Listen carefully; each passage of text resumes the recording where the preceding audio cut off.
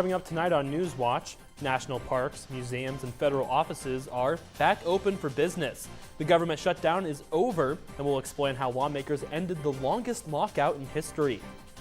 Also, small businesses are getting some help after a summer water situation in Mattoon. Emily? It was another pleasant day today in Charleston with highs in the 60s, but all good things must come to an end. Changes are coming next week, and I'll have more on that, plus the chance for record highs this weekend. This is News Watch, and your Thursday evening edition starts now.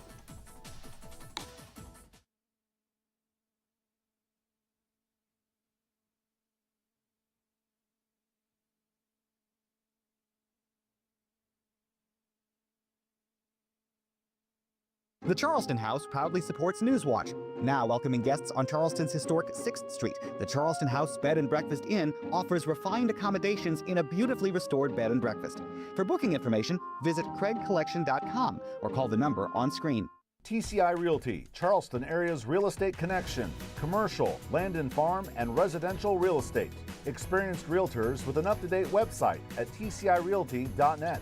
TCI Realty supports the students of WEIU Newswatch. Alamo Steakhouse and Saloon. Whatever the occasion, it's an environment for an evening of dining, conversation, and cocktails. Whatever your needs, our staff is ready. Alamo Steakhouse and Saloon, located at the Cross County Mall, Mattoon.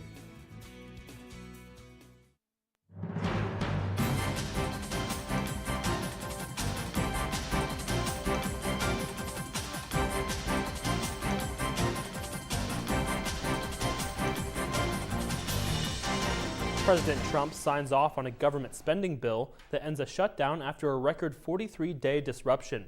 Good evening and thanks for joining us. I'm Matt Williamson. We'll have more from Washington in just a moment, but first, Emily Davis has more on temperatures that will climb well above normal this weekend. Good evening, Emily.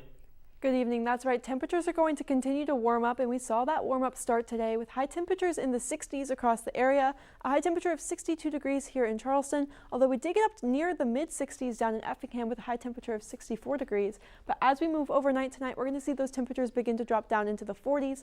A low temperature overnight tonight of 44 degrees under mostly clear skies. But you'll notice we're seeing winds blowing out of the south at 5 to 10 miles per hour. Now those southerly winds are going to contribute to temperatures warming up because it's blowing warmer air from the Gulf up into the Midwest and warming up our temperatures. And that's going to be the case for tomorrow as well, with winds once again blowing out of the south throughout the daytime tomorrow. And that's going to get our temperatures up into the upper 60s with a high temperature of 69 degrees tomorrow. That's the first look at your Skywatch forecast. Now back to the desk. All right, thanks, Emily. Our top story tonight, the longest shutdown in U.S. history is over. It follows a bitter 43-day standoff in Congress over the country's spending priorities. But even as the government reopens, things won't quickly be returning to normal, as Ivan Rodriguez reports. The U.S. government is finally back open, but the fallout continues.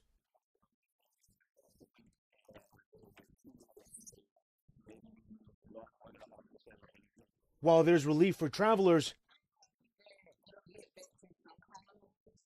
flight delays and cancellations are expected to linger as air traffic control facilities staff back up. Thursday, nearly 1,000 flights were canceled due to those staffing issues, FAA mandated cuts to keep the airspace safe, and unrelated reasons. It remains unclear when regular operations will resume.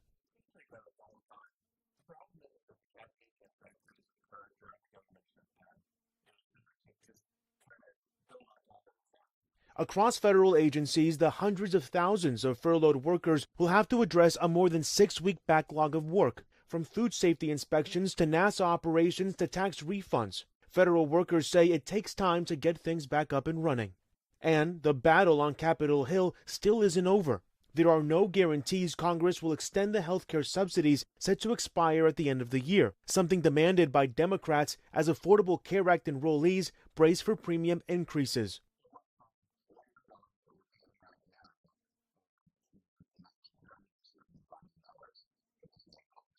The legislation also only funds most of the government through January, which means in less than 3 months, the government could close its doors again. In Atlanta, I'm Ivan Rodriguez. More than 1 million federal workers haven't been paid since October 1st, and roughly 10,000 flights have been canceled since last week. Analysts say most of the lost economic activity will be recovered, but some canceled flights won't be rebooked, and canceled restaurant and hotel reservations won't be made again. The federal government is offering funding to help some businesses and nonprofits recover from the summer's water contamination in Mattoon. The Small Business Administration says they're now offering low-interest disaster loans to small businesses and private nonprofits affected by the harmful algae bloom at Lake Mattoon. They say loan amounts can be as much as $2 million, with interest rates as low as 4% for small businesses and 3.62% for nonprofits. Officials say the loans are for working capital needs caused by the disaster and are available even for those who didn't suffer physical damage. Businesses or organizations can apply through our Business Recovery Center at Elevate, located at 700 Broadway Avenue in Mattoon. We have even more financial news tonight. Students and faculty at several university campuses in Illinois are calling on Governor J.B. Pritzker to release more than $29 million in higher education funding. Advocates spoke out at an Illinois Board of Higher Education meeting today.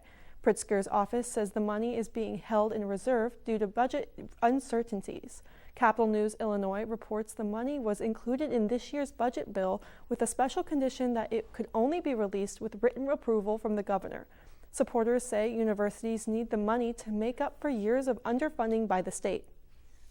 2 EMTs are hurt after their ambulance is involved in a fiery crash on Illinois 121. Sullivan Fire Protection District Chief Chris Wright says the ambulance was returning to the station after a hospital transport when it came up on a vehicle parked on the opposite lane with its brights on. He says as the rig got closer, the ambulance driver noticed a person standing on the opposite side of the road and another vehicle parked sideways in their lane. That's when Wright says the ambulance crashed into the vehicle parked sideways, sparking a fire. The 2 EMTs were taken to the hospital with minor injuries and are back on duty today. Wright says nobody was in the vehicle that was hit and no other injuries were reported. He says the crash report lists one person is in custody related to the crash, but the Moultrie County Sheriff's Office is not releasing any additional information. Changes are coming to the Mattoon School District. The district announces the hiring of 3 new administrators ahead of next school year. Among the new hires, Morgan Wilhoit, who's been named Mattoon's assistant superintendent.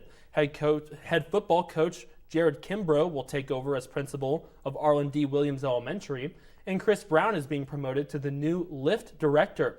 Officials say the district will soon accept applications for positions left open by the transitions, including Mattoon High School's Dean of Students, head football coach, and the LIFT architecture and construction facilitator.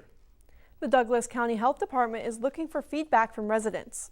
The office is hosting a public meeting tomorrow to talk about health needs in the community. The department hopes to learn more about services that would help communities the most.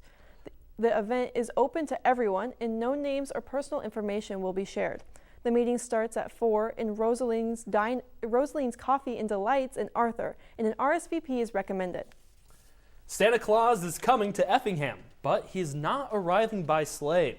The Jolly Fellow will visit the city by fire truck next month. The Effingham Fire Department is hosting its annual Santa Run December 16th through the 18th. Organizers say Santa will hop on a fire truck to visit all neighborhoods to spread Christmas cheer. The fire department says they're still plotting Santa's route and will post that to Facebook when it's finalized. Well, something else paying Central Illinois a visit, warm weather. Emily Davis is back in the Weather Center with tonight's Skywatch forecast. Good evening, Emily. Good evening. More warm weather is on the way, but before we get started talking about that, today we're going to talk about more winter weather safety for Safety Week. Today we're going to be talking about home safety and prioritizing winterizing your home. This can include insulating your walls and attics, or putting caulk and weatherizing doors and windows if you're winterizing your home before this winter season begins, and also to take steps to prevent frozen pipes. So locate pipes that are most likely to freeze. These pipes are usually on outer walls, and seal any leaks that might allow cold air in near those pipes. You can also disconnect water hoses before this winter season begins, and know how to shut off your water just in case pipes do burst. But we are not dealing with anything like that recently because we are seeing temperatures warm up as we look forward to the weekend. You're seeing that here by the green color moving over into the Midwest. We're going to be seeing more warmer temperatures, and those warm temperatures started today with a high temperature back in the 60s, a high temperature of 62 degrees here in Charleston, getting up to 64 in Effingham and over in Taylorville. But as we move overnight tonight, we are going to see those temperatures drop down into the 40s, a low temperature of 44 degrees overnight tonight under mostly clear skies. but we're also going to be seeing winds blow out of the south at 5 to 10 miles per hour, and those winds are going to contribute to a warm up that we'll be seeing as we move further into the weekend. But before we get to that, looking at our skies overnight tonight, no clouds in the sky. You will see a few blips of precipitation pop up here on your screen, but those likely will not reach the surface due to our dry surface at the moment. But looking forward to tomorrow, we're going to be seeing mostly clear skies once again as we move throughout the entire daytime, and those southerly winds will be staying with us as we move throughout our Friday. Winds blowing out of the south to southwest at 5 to 10 miles per hour, keeping our temperatures warm to the point we're going to be seeing a high temperature of 69 degrees tomorrow. So our temperature will be warming up near 70 degrees for our Friday to finish off our work week. But here are those mostly clear skies as we move throughout the daytime tomorrow and eventually into the evening on our Friday. And looking even further past that, we're going to be seeing temperatures continue to warm up for the beginning of our weekend. A high temperature of 71 degrees on Saturday under partly cloudy skies, but we're going to be seeing winds blowing out of the southwest at this time at 10 to 15 miles per hour, once again blowing warmer air from the Gulf up into the Midwest and keeping our temperatures up into the 70s for Saturday. But we're going to see winds shift to blowing out of the northwest on Sunday, which will cool down our temperatures, a high temperature of just 53 degrees as we finish off our weekend, and that cooling trend will continue as we move forward. But before we get to that, we're seeing another reason for our warm-up is our upper level jet stream. We're seeing a ridge of warmer air over top of us as of now, and that will continue as we move into Saturday, where we're seeing those high temperatures in the 70s. But as we move further past that and into the later half of our weekend, a trough of cooler air will move over top of us, along with those winds blowing out of the north. That will cool down our temperatures back down into the 50s to start next work week. Now, even with that cool down, we're still going to be above average for the next 6 to 10 days, and that's partially because we're seeing those temperatures warm up above 70 and near record temperatures to start off our weekend. A high temperature of 69 degrees tomorrow, eventually getting into the 70s on Saturday before we cool down back into the 50s to finish off our weekend. But as we start our work week, we're going to see a high temperature of just 50 degrees on Monday, possible rain as we move overnight Monday into Tuesday, but then temperatures will continue to cool down with a high temperature of 43 degrees on Tuesday, a slight warm up as we make it to around midweek, with a high temperature of 47 degrees on Wednesday, but then another chance of rain will move in, and we're going to see another chance of rain that is going to cause our temperatures to cool down into the mid-40s. So we're going to have a nice weekend, but temperatures will cool back down. Emily, it's always just so crazy how weather here in Illinois could be one way one week, absolutely different the next week. Thanks, Emily. Apple introduces a digital ID that could be a TSA game changer. But first, the president shares a plan he says will make housing more affordable. That story is coming up. Thanks for watching. This is Newswatch on WEIU. The American dream of owning a home is becoming less of a reality for many prospective first-time homebuyers as prices continue to rise. Last month, the median home sale price for an existing single-family home rose to more than $426,000, according to the National Association of Realtors. Despite those high prices, many people still say they want to own a home. That demand is there. Jason Waugh is the president of Coldwell Banker Affiliates. Coldwell Banker recently conducted a survey and found 85% of those polled said they believe home ownership is still part of the American dream for most Americans. But many aspiring buyers worry about affording one. More than 7 in 10 aspiring homeowners are delaying major moments in life, whether that is marriage, children, changing jobs or a profession, until they can buy a home. Putting 20% down has become the standard for many 30-year fixed mortgages. So if you're putting 20% down on what the NAR says is the median home sale price for a single-family home, that would mean having more than $85,000 in cash. Now, to put that in perspective, that's nearly the same number as the median household income last year, according to the U.S. Census. Certainly, affordability and inventory are issues that we have to solve for. There are some banks that allow qualifying first-time buyers to put down as little as 3% of your total mortgage. Check if you qualify for a government-backed mortgage like an FHA that could let you put down 3.5%. If you're a veteran, the Department of Veteran Affairs offers some programs that allow you to put down 0%. There are state and local grants that you can apply for as well. For Consumer Watch, I'm Jen Sullivan.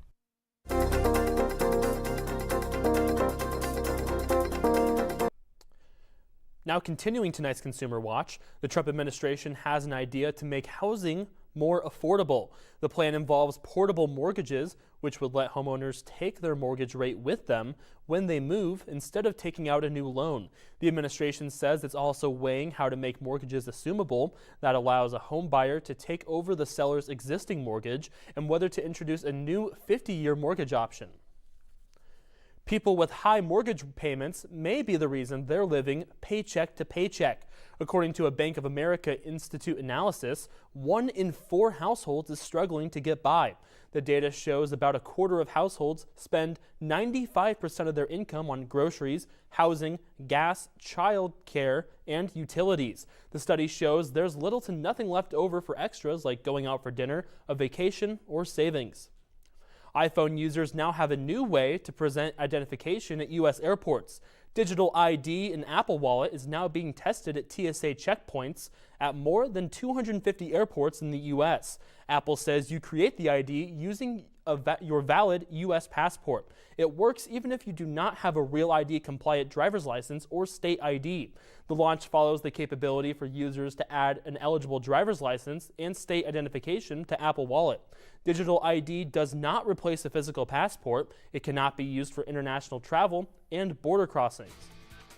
Well, sports is coming up, and Matthew Posner is in the house to preview a big match tonight and much more. Good evening, Matthew. That's right. Tonight may be one of the most important nights in EIU volleyball history. We'll explain why coming up. But first, the Chicago Bulls hit the road to play the top dogs of the Eastern Conference. Thanks for watching. Your WEIU Sports Watch report is coming up next. Hello, I'm Blake Wood, Eastern Illinois University class of 2006. I worked at WEIU Newswatch all 4 years of college and still have the collection of vintage shirts to prove it.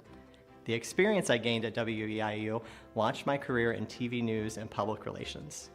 Today, WEIU needs your help now more than ever.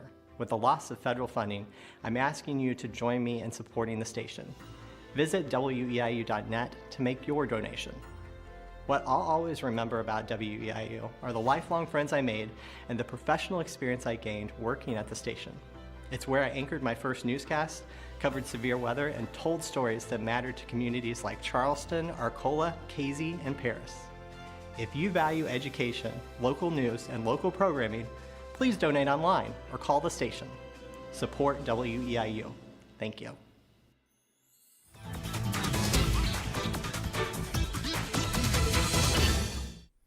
The University of Illinois men's basketball team just kicked off their 2025-26 campaign, and now they get news that will elevate next year's roster. A 3-star recruit is set to join the program. Illinois head coach Brad Underwood has announced the signing of 6'9" senior Landon Davis. Davis is a forward from Waukee, Iowa, who averaged 10 points, 6 rebounds, and nearly 4 blocks a game last year. The 3-star recruit helped lead his team to a 23-4 record and is ranked 146 nationally. Underwood says Davis is a physical player who brings great positional versatility to their front court. For the first time since 2013, Illinois women's soccer is back in the NCAA tournament, and they're doing so with a brand new leader at the helm. Katie Holton became the first head coach in program history to make the tournament in her first season with the team. The Illini are a 10 seed this season, finishing 13-5-2 on the campaign. They garnered national attention with a big upset victory over Penn State in September and held their own in a loaded Big Ten. Holton says no matter what happens the rest of the way, her team is taking home some valuable lessons. Belief and confidence. I think being a tournament team, you're going to learn a lot of lessons, but yeah, I think just knowing like this is something we want to repeat year in and year out, and we're going to learn from it no matter what, win or loss. We're going to learn from it and grow from it. But I think there's so much. Illinois' fantastic comeback season is not the story of this matchup. Instead, the story lies with their first-round opponent, the Memphis Tigers. The Tigers are ranked 3rd in the nation in the final United Soccer Coaches Poll after finishing undefeated, but were somehow selected as a 7 seed by the NCAA Selection Committee. As a result, U of I faces a much more difficult first-round test than expected, and this high-stakes game gets underway Saturday at 7. Switching things over to the football field, where U of I's quarterback is up for one of the most prestigious national awards. Luke Altmaier is named a Davy O'Brien semi-finalist. The award is presented annually to the nation's best college quarterback. Altmaier ranks among the best QBs in nearly every major category, ranking 6th in passing efficiency, 17th in touchdown passes, and 26th in passing yards. The award winner will be announced on December 12th. In 1938, Davy O'Brien, who was a star quarterback for Texas Christian University, was the first player to ever win the Heisman Trophy, Maxwell Award, and Walter Camp Award in the same season. The Chicago Bulls look to keep their red-hot start rolling against the Detroit Pistons. Detroit sits in first place in the Eastern Conference with a 9-2 record, but due to injuries, their entire starting lineup is out for this contest. Will the Bulls take advantage? Pistons forward Paul Reed gets this dunk attempt sent back by Isaac Okoro, but Reed doesn't give up and goes backwards on his second try to throw it down. Minutes later, former Bull Javonte Green says hello to his old team by putting Patrick Williams in a blender for this nasty and one. The Bulls start clawing back, but Ron Holland gets the Detroit crowd dancing as he zooms to the basket for a big-time throwdown. With just a few minutes left, Duncan Robinson drains a long-range dagger to seal a remarkable Pistons victory. Chicago cruised to open the season, but they fall into 6-5 after another tough loss. It's been a special season for Eastern Illinois volleyball. They've won 10 straight contests and sit in second place in the OVC standings with 4 games to go. And tonight, the biggest series of the year kicks off at Gardella Family Court as top seed Morehead State comes to town. The Eagles are 13-1 in conference play and sit 1 game ahead of the Panthers, who are 12-2. This series has major ramifications on who will enter the OVC playoffs as the top seed, which would result in that program hosting the championships. Eastern needs to win both games to take the lead and would then have to sweep Tennessee Tech in the season finale on the road to ensure the regular season title. Game 1 tips in about 10 minutes, while Game 2 is tomorrow afternoon at 4. Finally tonight, Milliken Volleyball advances to the semifinal round of the Illinois and Wisconsin tournament. The Big Blue posted a sweeping victory over 6th seed Augustana College and will now face 2nd seed Carthage tonight. And that's all for sports. Emily, Matt, back to you. Thanks, Matthew. And something else heating up are temperatures. And I'll return in a moment to recap conditions in Mattoon, Martinsville, Montrose, and all the area next. But first, wildlife experts are celebrating tonight thanks to something happening at a national park in Kenya. Our parting story is coming up. Thanks for watching. This is Newswatch on WEIU.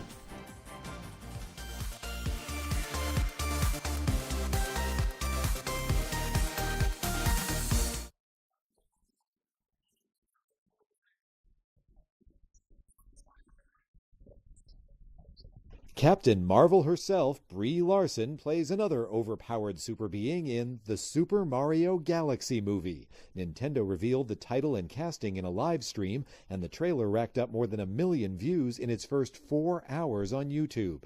The animated adventure is due in theaters April 3rd.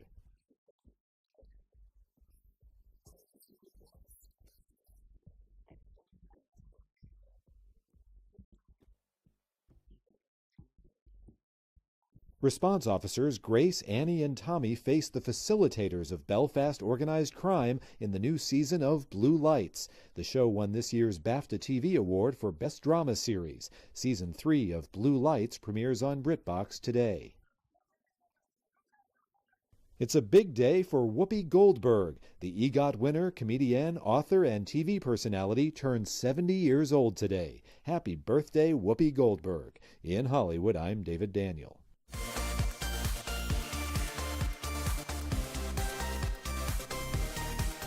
And finally tonight, a trail cam captures something rare at a national park in Kenya. The park confirms the birth of a rare and endangered black rhino calf. You can see the baby with its mom in the Chulu Hills. The birth marks the 2nd rhino calf born at the park in less than 2 years. It also brings the Chulu population of eastern black rhinos up to 9. The Big Life Foundation says it has dozens of rangers who patrol the park to monitor the rhinos. That's how they discovered the tiny 3-toed footprints and made the connection that a new calf was born. And back to deliver a final check of the Skywatch forecast is Emily Davis. The warm-up continues, Emily. That's right. The warm-up is going to continue, and we saw it a little bit today with highs in the 60s, but tomorrow we're going to see a high temperature in the upper 60s with a high temperature of 69 degrees, nearing 70 degrees. But as we move past tomorrow, we will see a high temperature in the 70s, a high temperature of 71 degrees on Saturday, although we will begin to cool down after that on Sunday with a high temperature of just 53 degrees as we cool down to finish off the weekend. Eventually, we'll cool down into the low 50s by the next work week and even the 40s by the time we make it to around midweek, but we will see a chance of rain next Thursday with a high temperature of just 44 degrees. That's a final look at your Skywatch forecast. Now back to the desk.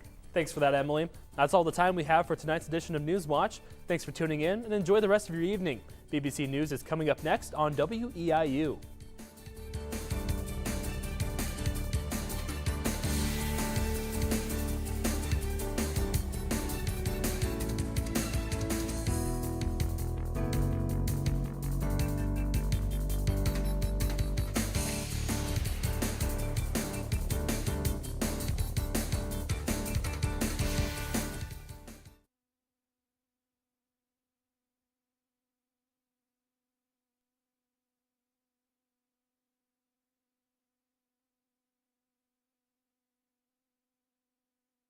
The Charleston House proudly supports Newswatch. Now welcoming guests on Charleston's historic 6th Street, the Charleston House Bed and Breakfast Inn offers refined accommodations in a beautifully restored bed and breakfast. For booking information, visit craigcollection.com or call the number on screen. TCI Realty, Charleston area's real estate connection. Commercial, land and farm, and residential real estate. Experienced realtors with an up-to-date website at tcirealty.net. TCI Realty supports the students of WEIU Newswatch. Alamo Steakhouse and Saloon. Whatever the occasion, it's an environment for an evening of dining, conversation, and cocktails. Whatever your needs, our staff is ready. Alamo Steakhouse and Saloon, located at the Cross County Mall, Mattoon.